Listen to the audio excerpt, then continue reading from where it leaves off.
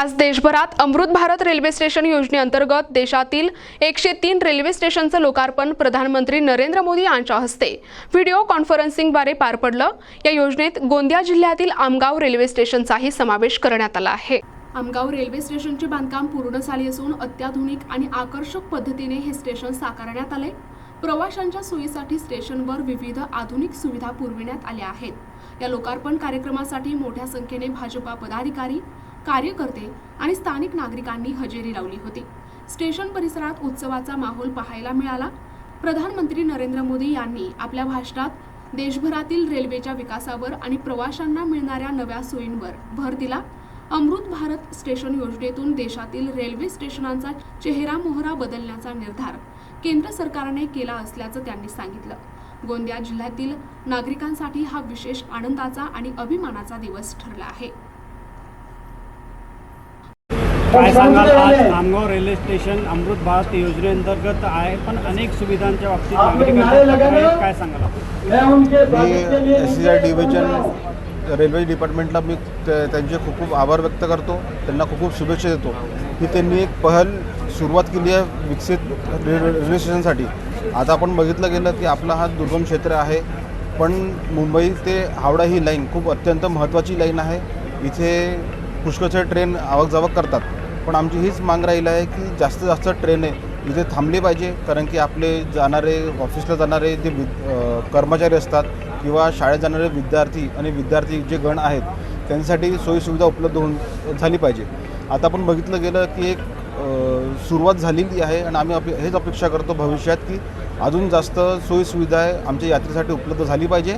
आणि हे एक चांगली पहल आहे एक भारत सरकारकडून की आपलं स्टेशन त्यांनी आपल्या रेल्वे डिपार्टमेंटच्या कर्मचारी आणि अधिकाऱ्याच्या माध्यमातून त्यांनी आपल्या हे अमृत विकासमध्ये त्यांनी सामील केलेलं आहे आणि एक विकास असं जे स्टेशनच्या विकासाच्या ज्या गोष्टी आहेत ते सुरुवात केलेली आहे।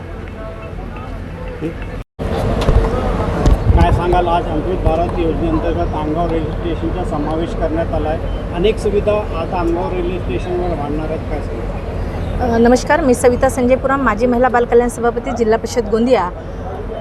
मी सर्वप्रथम नरेंद्रजी मोदी यशस्वी पंतप्रधान भारत यांचे मनापासून अभिनंदन करते की त्यांनी सर्वसामान्य रेल्वे स्टेशनचा कसा विकास होईल यासाठी लक्ष दिलं आणि आमचा आमगाव हा अतिदुर्गम भाग असल्यानंतरही याला अतिशय महत्त्व देऊन निधी उपलब्ध करून दिल्याबद्दल, तसेच अजून पुन्हा जास्तीत जास्त ट्रेन इथे थांबाव्यात आणि येथील सर्वसामान्य लोकांना त्याचा लाभ मिळावा अशी सुद्धा विनंती करते। असाच विकास महाराष्ट्रातील प्रत्येक रेल्वे स्टेशनचा व्हावा यासाठी सुद्धा मोदीजींनी प्रयत्न करावा अशी विनंती। धन्यवाद। काय सांगाल, आपण आता या रेल्वे स्टेशन आणि अनेक सुविधा झाल्यात, प्रवासी म्हणून आपल्याला काय वाटतं? आमगाव रेल्वे स्टेशनवर अमृत भारत महोत्सव या आज उद्घाटन सोहळ्याच्या ठिकाणी मी आलेलो आहे आणि या ठिकाणी जे सुखसुविधा दिसत आहेत त्या खूप छान आहेत।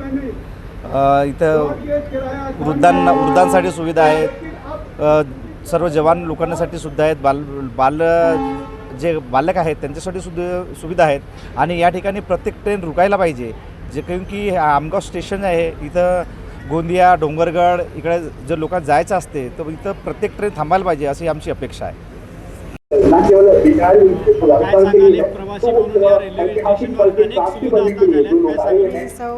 जिल्हा परिषद सदस्य छबुताई उके, माननीय नरेंद्रजी आमचे भारत देशाचे पंतप्रधान माननीय नरेंद्रजी मोदी यांनी जे अमृत भारत योजनेच्या माध्यमातून जे रेल्वे स्टेशन डेव्हलप केलेले आहेत, परंतु खूप छान प्रकारे योजना आहे आणि खूप छान प्रकारे म्हणजे रेल्वेचे म्हणजे त्यांनी चांगल्या प्रकारे कामं केलेली आहेत, परंतु जे प्रवासी आहेत त्यांना म्हणजे सुखसुविधा आहेतच, परंतु आपल्या आमगाव रेल्वे स्टेशनमध्ये जसं आपल्याला नागपूर, डोंगरगड, रायपूर इथे जाण्यासाठी आपल्याला जशा सकाळच्या ट्रेन उपलब्ध आहेत, त्याचप्रमाणे आपल्या आमगाव रेल्वे स्टेशनवर आमगावमध्ये आपल्याला रेल्वे स्टेशनमध्ये प्रवाशांसाठी म्हणजे दुपारच्या ज्या ट्रेन आहेत त्यांच्या सुखसुविधेसाठी इथे थांबल्या पाहिजेत आणि इथे जे लोक आहेत, जे व्यापारी, जे आदानप्रदान करण्यासाठी, निर्यात करण्यासाठी जे व्यापारी आहेत त्यांना म्हणजे येण्या जाण्यासाठी आणि प्रवाशांना येण्या जाण्यासाठी आपल्याला चांगल्या प्रकारे सुखसुविधा उपलब्ध म्हणजे झाली पाहिजेत, हे आपली या रेल्वे स्टेशनची म्हणजे मागणी आहे. प्रतिनिधी राधाकिसन चुटे, NTV न्यूज मराठी, गोंदिया.